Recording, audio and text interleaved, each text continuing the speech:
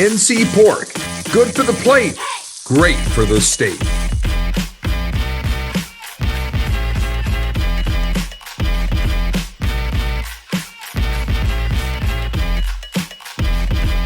Our next guest is someone we know very well here in North Carolina. As a high school basketball player, he was our Mr. Basketball in 1993. As a Duke player, he was All-ACC in 1996. He has been a successful head coach at VCU and Oklahoma. He was the 2023 ACC Coach of the Year. We like to describe him as well as a longtime friend of the David Glenn Show. Now in his 8th season as the head coach of the Pitt Panthers, Jeff Capel, welcome back to the show. How are you? I'm doing great, man. Always great to be with you. I appreciate that. You and your wife have deep roots in the great state of North Carolina. Just give us an idea among you and your children, how is our state still a part of your world, even though you have been gone quite a while now? Yeah, well, North Carolina will always be home for us. All of our family is still there.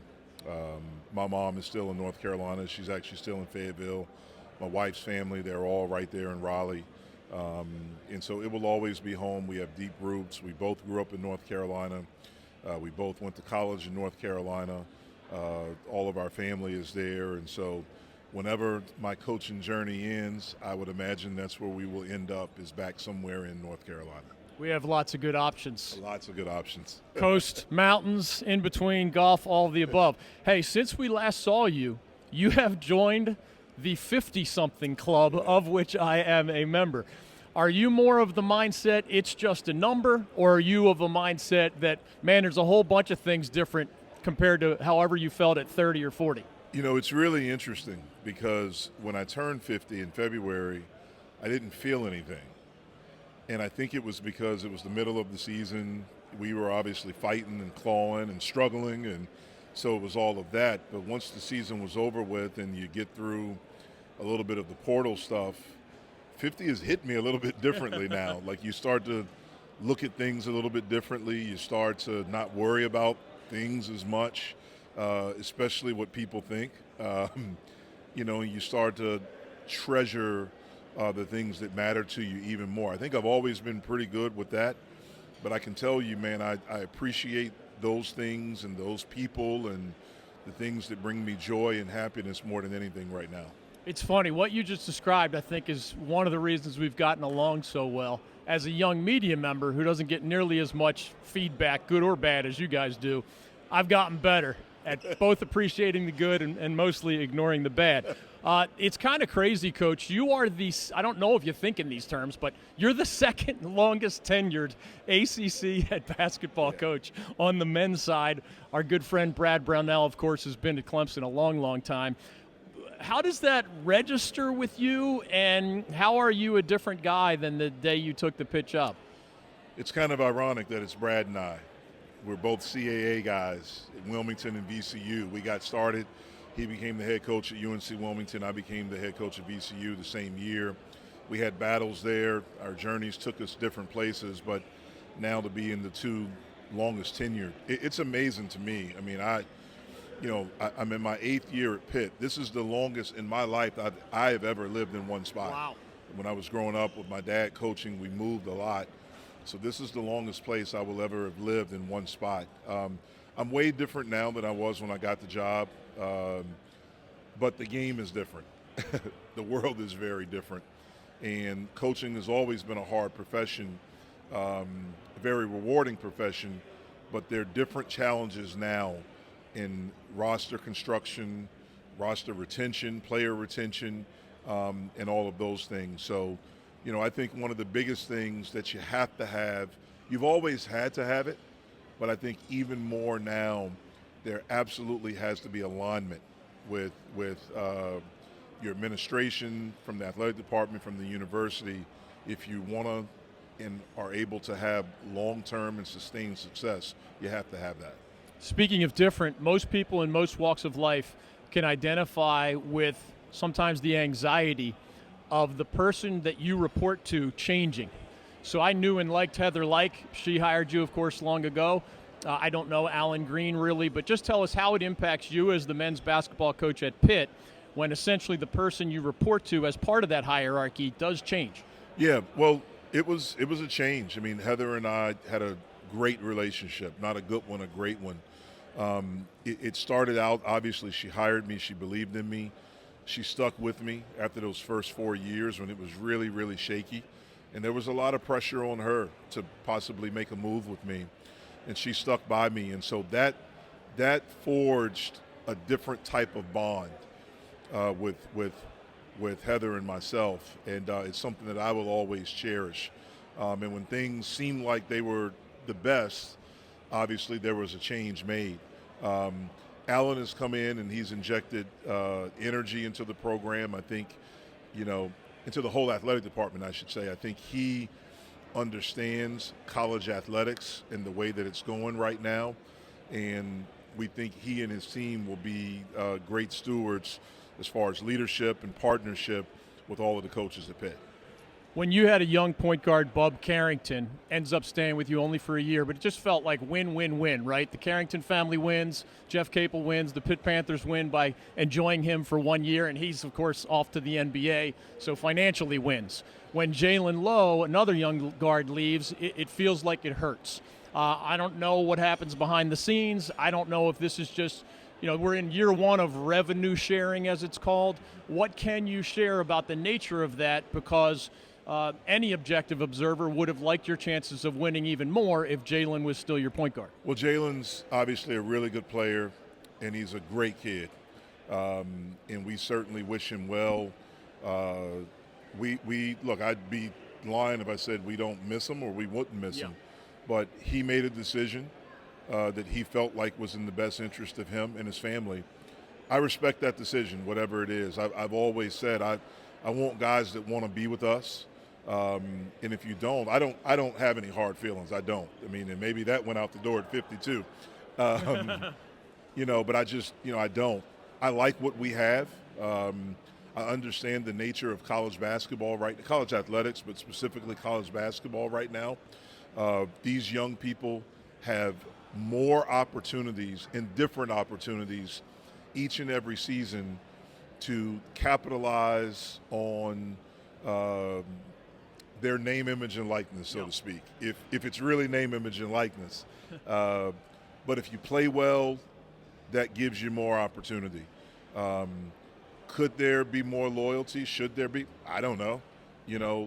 I just understand where we are, and we wish him nothing but the best of luck at Kentucky. He has a great family, but I really like who we have in our program now. I was envisioning Deshaun Jackson, a guy we saw here with the Charlotte 49ers years ago, as your starting center, just from the outside, not knowing any inside information. A medical issue has him out indefinitely. I'm sure there's certain things you can't share, but what can you share just about the preseason jolt that is and that young man's well-being? Yeah, well, first of all, like my whole thing and our whole thing is DJ. It's his health and making sure he's okay. He's okay. He's in great spirits. He's in a great place mentally and physically right now. And so we wish him the best, and hopefully the best is with us. Like I said, I like my team with him. I really, really like my team. When we went after him, when we pursued him, we looked at a guy that had started 63 of the 65 games the last 2 years.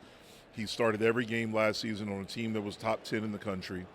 He's one of the most efficient players from analytical standpoint in the country when he's on the court. Him and his team, what they do offensively and defensively. He's a versatile post. First of all, he's huge, good hands, skilled, and so we had some great moments, and we had great visions of what we can be when he's with us, and we've seen it. And our hope first and foremost is that he is 100% healthy and has no issues. And if that's the case, and if it works out that he's able to be with us, then that would be awesome. There's only two guys we're used to seeing in a Pitt uniform already. In the backcourt, it's Brandon Cummings. In the front court, it's Cameron Corhen. What do you need to see from a long list of newcomers? And you're not the only person, of course, dealing with this massive personnel turnover. What do you need to see from those new guys to support your returning guys to maybe become an NCAA tournament caliber team? Yeah, we have to be unbelievably together. We have to fight. We have to understand who we are. We're not going to out-talent you. but we have to outplay you. We have to outfight you. We have to outwork you. We have to out-together you. And if we do that, then I like our chances with whoever we play. Our guys are talented. We're not the most talented, but we're talented. But when we've been good, there's been an element of toughness with us. And toughness to be able to overcome adversity, to overcome tough times. And we have to get back to that. I thought we had some slippage in that in January and February last season when we got punched in the mouth. We didn't get back up. Where in the previous 2 years, we did get back up and we threw haymakers back. We have to get back to doing that. Again, I like the guys that we have, but we have to understand who we are. We have to be nitty-gritty. We have to be blue-collar. We have to be fighters. And essentially, we have to be the city of Pittsburgh. And if we do that, then I like our chances. As we get you out of here, I know it's not front of mind, but there is discussion about expanding the NCAA tournament. If you were a voice in the room and you were asked, should we go from 68 to 76, which is one of the proposals, you say yes? Yes, I absolutely say yes. If you look at the history of the NCAA tournament, I hear the people that say don't mess with it. It's the best. I hear that. I bet you they said that when it was at 16, when it was at 32, when it was at 48, certainly when it was at 64 and it went to 68.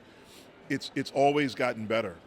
And when you look at the change of climate in college basketball, and I'm talking specifically college basketball, the player movement, the guys are older, the roster, all these different things, I think it's time to expand. I think it would make it even more exciting. You look at how exciting the first four is, how that's become, the games in Dayton, all of those things. Adding more teams gives more opportunities to student athletes to experience perhaps I think it's the greatest thing in sports, which is the NCAA tournament, hearing your name called on Selection Sunday and being a part of that great event.